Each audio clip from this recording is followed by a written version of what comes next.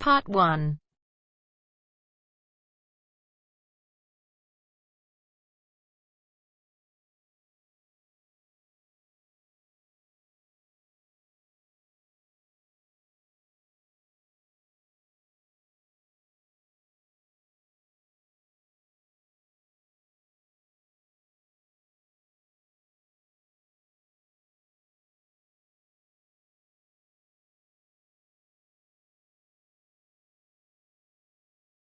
Children's Daycare.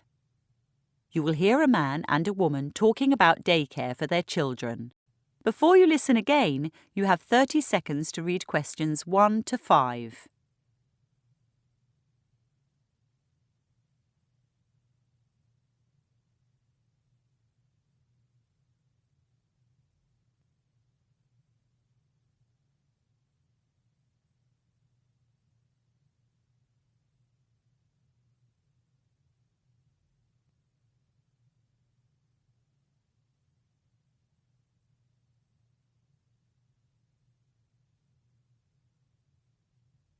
Hi, Sanjeet. How are you? Pretty well, Angela. Tom won't be here for another 10 minutes. Shall we have coffee while we're waiting? Why not? How's your family? Not too bad, except my son Arav had a cold last week and then my wife Navreet caught it. Oh, dear. My daughter Zoe had a temperature this morning, and I wasn't sure whether to send her to daycare. But my husband's away in Toronto, and I can't take any more time off myself. I guess kids get all kinds of things at daycare. I don't know. They also build up resistance there. By the way, I'm sending out invitations for Zoe's birthday party. How do you spell Arav? A-R-A-V. Thanks. I've never heard the name before. What does it mean? Peaceful or wise? It's popular in India because the film stars Twinkle Khanna and Akshay Kumar called their son Arav. What does Zoe mean? It's the Greek form of Eve, which was my mother's name. It means life. Nice. Navreet and I have put Arav's name down at a daycare center in East Lindsay, but we've heard a few odd things about it, so we're looking elsewhere. What's Zoe's daycare like? Pretty good. My son went there for 2 years, and he survived. If you don't mind my asking, what does it cost? It varies. If you provide things yourself, like diapers and snacks, it's reasonable, around $30 a day. But if the center provides everything, it starts to add up and can go as high as $50. I see. Also, there are quite a few hidden costs. Such as? Well, the parents are kind of competitive. If a child has a birthday, Mom or Dad is expected to bring a snack for the whole room. The daycare is divided into rooms by age. Right now, Zoe's in Penguins. Sometimes I think parents spend a lot of time and money on those birthday snacks. Once Navreet's back at work, she may well be too busy. Absolutely. Also, if you set a pickup time but get there 15 minutes late, the center fines you $5 and $5 more for every quarter hour thereafter. That's a bit steep, especially if you were just caught in traffic. Before you listen to the rest of the conversation, you have 30 seconds to read questions 6 to 10.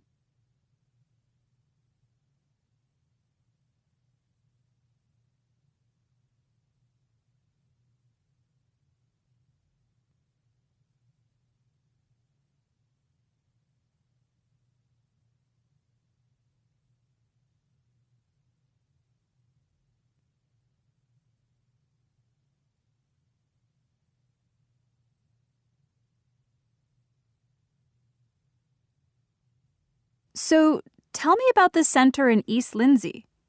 At first I was impressed. It's spotless throughout, and the staff seems caring and responsible. I like the fact there's a decent amount of space, especially outdoors. However, I'm worried that the children aren't explicitly taught anything. All they do is play.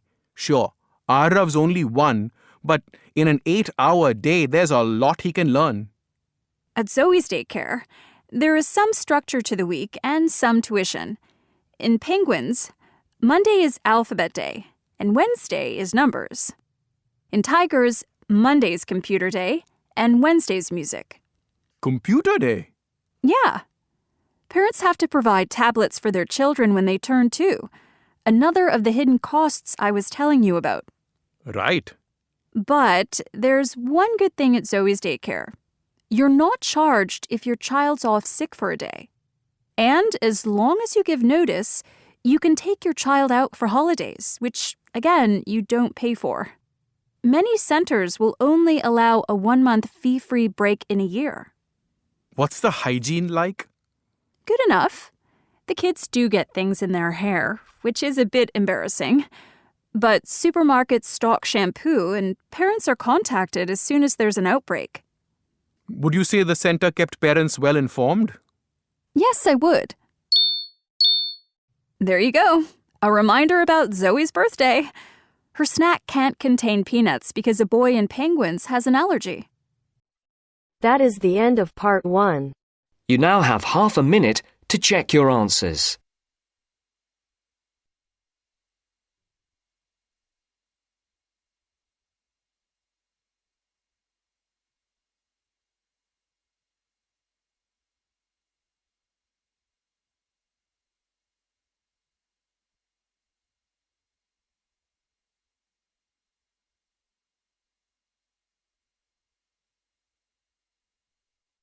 Now turns to part 2. Part 2. A very small house. You will hear a woman being interviewed on the radio about living in a very small house. Before you listen, you have 30 seconds to read questions 11 to 15.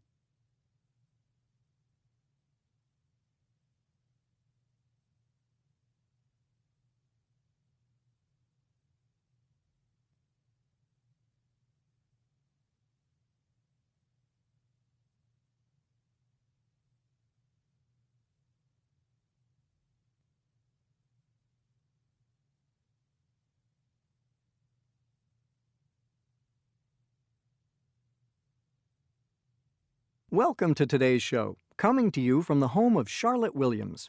Good morning, Charlotte. Morning, Simon. Thanks for letting us into your home, which I believe has been inundated with guests recently. Yes, I held my birthday party here.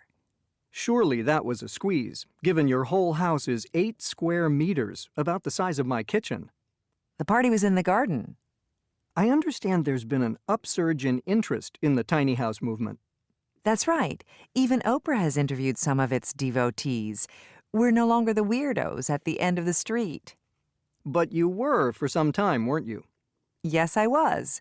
I'm sorry to say I've had unpleasant text messages, rubbish strewn across my lawn, and rats put into my water tanks. Goodness. But you know, when I was a kid, people used to smoke in doctors' waiting rooms and on airplanes. Once on a flight to LA, I practically choked. My mother said crossly, "Settle down, it's only smoke." Now, of course, no one smokes on airplanes, and my mother is the first person to tell anyone off who lights up in a surgery. So your mother's one of your fans? I wouldn't say that exactly. Anyway, she lives in France. In my opinion, in the developed world, we all consume too much.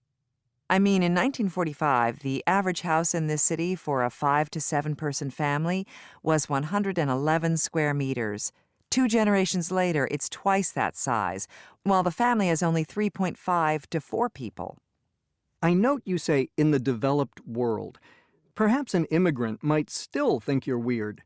After all, isn't the American dream to think big? Yes, one criticism leveled at me is that my lifestyle is anti-American. It's true that while working in Mozambique and Vietnam, I was inspired by my neighbors who used few resources.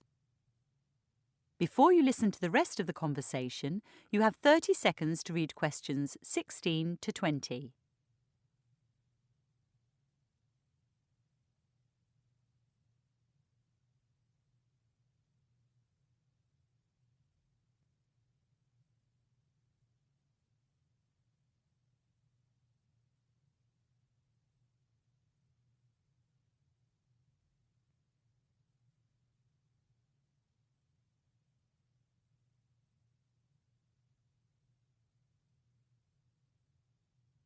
In Mozambique, people use far less water and electricity than here.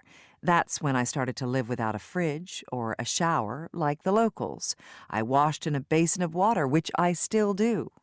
I don't think I could live without a shower. In Vietnam, many of my neighbors didn't have a kitchen, but cooked and ate outside. This meant there was life in the streets. Here, my kitchen consists of 2 elements and that basin. And as you know, my party was outside. Also, in my part of Ho Chi Minh City, children generally slept in one bedroom.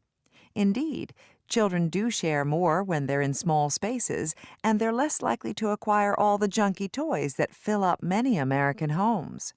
But you live alone, Charlotte, and the climate here is rather different.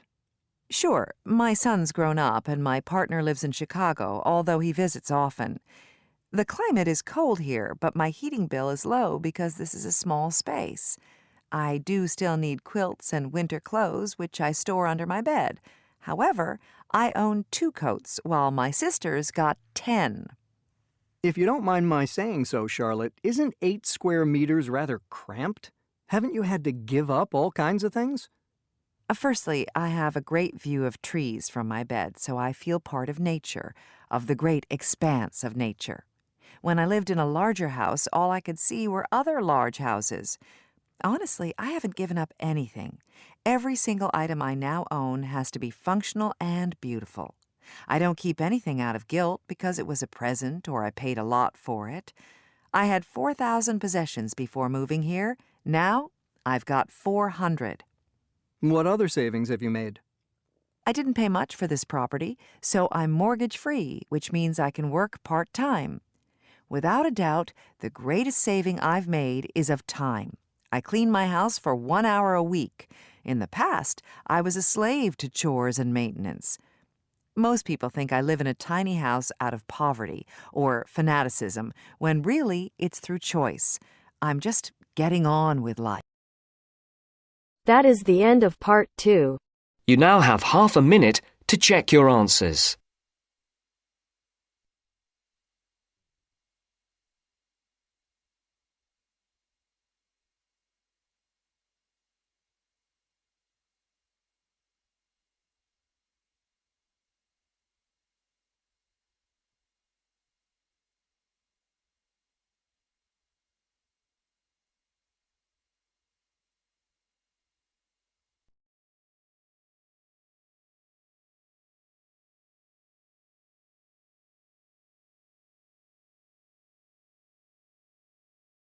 Now turns to part 3.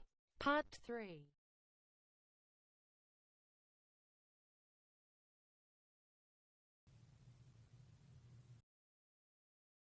Now turns to part 3. You will hear 2 students discussing an assignment they are doing on business plans. Before you listen, you have 30 seconds to read questions 21 to 26.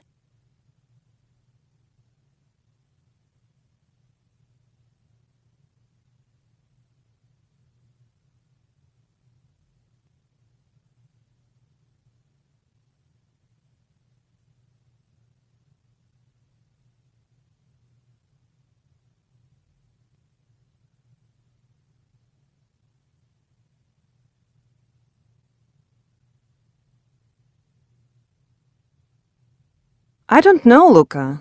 800 words don't seem like many to me. Except I've only written 450. Why don't you talk through what you've got? And I can suggest where you might add some in? I can show you my essay, if you like, on my computer. Telling me about it may be better. It will help you clarify what you have, and you'll probably notice what's missing as you speak. So what is a business plan? Something that projects ahead for at least 3 years. Something? Well, in essence, it's, An analysis of the current situation a business finds itself in, and a projection of its growth. Right. And what else? Basically, I suppose... What about the standards a business plan creates? Oh, yeah. The plan creates standards, and it discusses viability. Indeed. Who does it provide a tool for? Investors. I mean potential investors. Let me turn on my computer to type that in.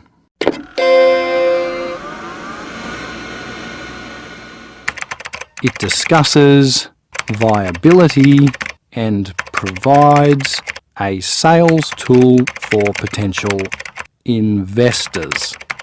Good. Now, what about the 5 steps involved in creating the plan? 5. I wrote down 3 in the lecture.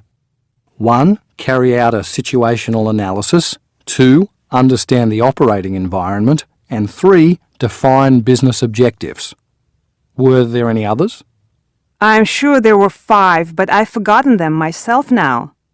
Oh, I remember. Something about formulating strategies.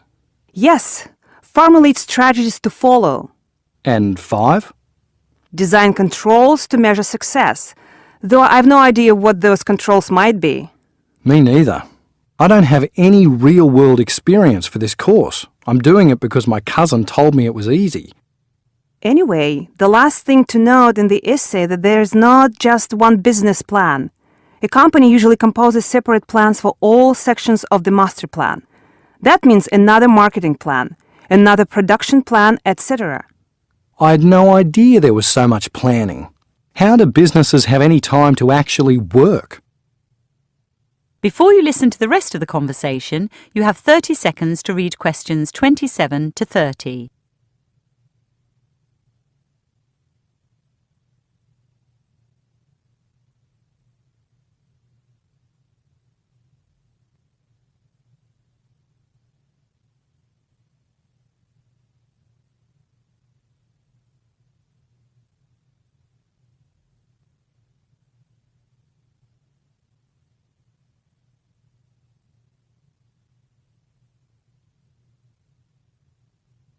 Let's look at the short answers now. My friend who took this course last year said the final exam contained the short answers from this assignment and the next one. Then I'd better learn them off by heart. So without reading from your computer screen, what are the 5 functions a business can be divided into? You mean MP3F? Yes. M for marketing, the 3 Ps for purchasing, production, and what's the last one? Personnel. Right, personnel. And F for finance. Good. I see you've remembered that the business profile and appendices open and close the plan. But I think your definition of appendices is a bit vague. What's wrong with end notes? Certainly, appendices are found at the end of the plan, but the phrase supporting documents might describe them more clearly. Okay, I'll write that down. Supporting documents. The key here is that there's support for every section of the plan because an investor wants to see a strong case presented for your business, to know you are not just making assertions. Right. The first few components of your business profile look fine. Business name, location, ownership structure. And business activity is easy enough to describe. True. But I'm afraid your market entry strategy and future objectives look a little thin. The thing is, Natasha, I don't understand what a market entry strategy is, and future objectives seem equally nebulous. I know what you mean. I see you've mentioned legal requirements in the business profile.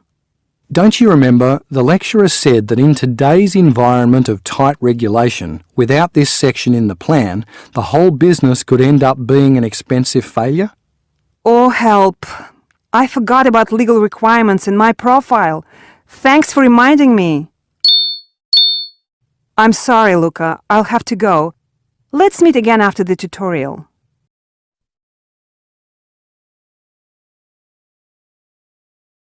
That is the end of part 3. You now have half a minute to check your answers.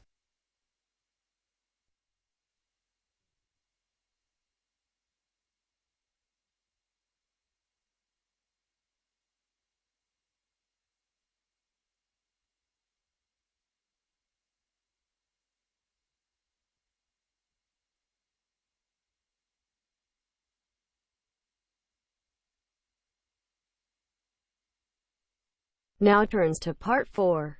Part 4.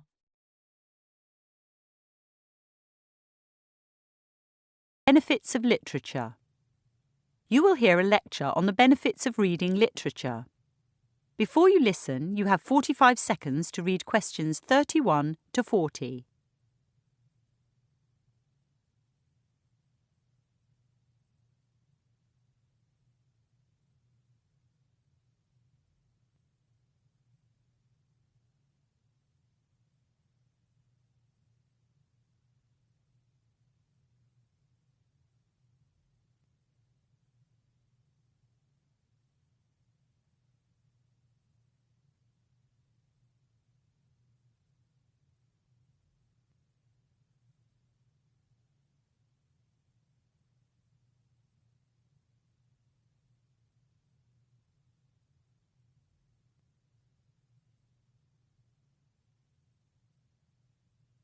Last week, my 16-year-old neighbour asked me to look over her essay on the value of reading. I read the text and was impressed by her elegant prose. But there was one glaring omission. Most of her essay was about how we read or why we read. In my opinion, how or why is far less important than what we read. No one today would deny that reading improves cognitive intelligence. I bet the top 3 students here are also the 3 biggest readers. However, a growing number of experts attribute literary fiction to a reader's enhanced capacity for emotional as well as cognitive intelligence. But what are emotional intelligence and literary fiction? Actually, emotional intelligence is a phrase popularized by the media. Academics like me prefer the term theory of mind, or TOM. TOM is the ability to attribute mental states, beliefs, intentions, desires, pretence, and knowledge to oneself and others, and to understand that others have states different from one's own. Notable deficits in TOM occur in people with schizophrenia, attention deficit, and autism spectrum disorders, or with neurotoxicity due to drug or alcohol abuse. What is literary fiction? Well, it's writing considered as classic, winning widespread acclaim, translated into many languages, and enduring over time. Think Jane Austen, Anton Chekhov, or F. Scott Fitzgerald, and people like Ala Aswani, Paulo Coelho, or Alice Munro. The vast majority of books, however, are not literary. They're non-fiction or popular fiction. Non-fiction deals with facts and popular fiction with formulaic stories. True, in pop fiction, readers go on an emotional journey, often in exotic settings, but while events may be dramatic, the external and internal lives of characters are predictable. This means readers' expectations remain unchallenged. Their view of the world is intact. By contrast, literary fiction focuses on the psychological states of characters and on their complex interpersonal relationships. Some writers adopt a technique called stream of consciousness, in which they minutely describe what is occurring in a character's head. Others only allude to a character's state of mind. In the first instance, readers may be exposed to ways of perceiving the world quite different from their own. In the second, their need to interpret intentions or motivations expands their emotional problem-solving capacity. So, despite being set in the real, often humdrum world, literary works defy expectations by challenging prejudices and undermining stereotypes. 5 experiments by the New York academics David Kidd and Emanuele Castano have confirmed this. They invited hundreds of online participants to read extracts from non-fiction, popular fiction, or literary fiction, or not to read anything at all. On cognitive and emotional tests, Kidd and Castano demonstrated that readers of literary fiction performed better compared to readers of other genres, or those who did not read. It's conceivable that including literary fiction in the daily routine of prisons, as well as in schools and universities, would bear fruit. It is already known that those in the correctional system who receive credits towards liberal arts college degrees survive better on release. Medicating children with autism or ADHD has been fashionable, but having them read literature may improve their conditions. There are some lesser benefits to reading literary fiction. Firstly, it encourages discipline and connectedness. Discipline because the language or style may be complex, and a length of time is needed to finish it. Connectedness because readers identify strongly with great characters. Think about a generation of children who read the 7 Harry Potter books, devoting around 40 hours to them. An equivalent amount of time spent watching a TV series would not generate an equivalent emotional response. Secondly, neuroscientists in 2013 discovered enhanced neural activity in subjects who read fine literature daily.